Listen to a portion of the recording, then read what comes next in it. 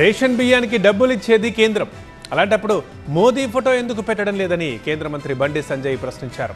అయితే దానికి కౌంటర్ ఇచ్చారు రాష్ట్ర మంత్రి పొన్నం ప్రభాకర్. ప్రజలకు వాస్తవాలు చెప్పాలి. ప్రజలు తెలంగాణ సమాజం ఆలోచించాలి. 40 రూపాయలు ఖర్చు పెట్టే మోడీ గారు గొప్పరా, 10 రూపాయలు ఖర్చు పెట్టే కాంగ్రెస్ పార్టీ గొప్ప పార్టీ? ఆలోచించండి మీరు. అలా 10,000 కోట్ల రూపాయలు తెలంగాణ రాష్ట్రానికి బియ్యం కోసం ఖర్చు పెట్టే భారతీయ జనతా పార్టీ ఎన్డీఏ ప్రభుత్వం గొప్పదా? 2,000 కోట్ల రూపాయలు ఖర్చు పెట్టే కాంగ్రెస్ పార్టీ ప్రభుత్వం గొప్పదా? ఒకసారి ఆలోచించండి. పైసలు కేంద్రాన్ని పేరు మాత్రం చెప్పుకుంటున్నారు.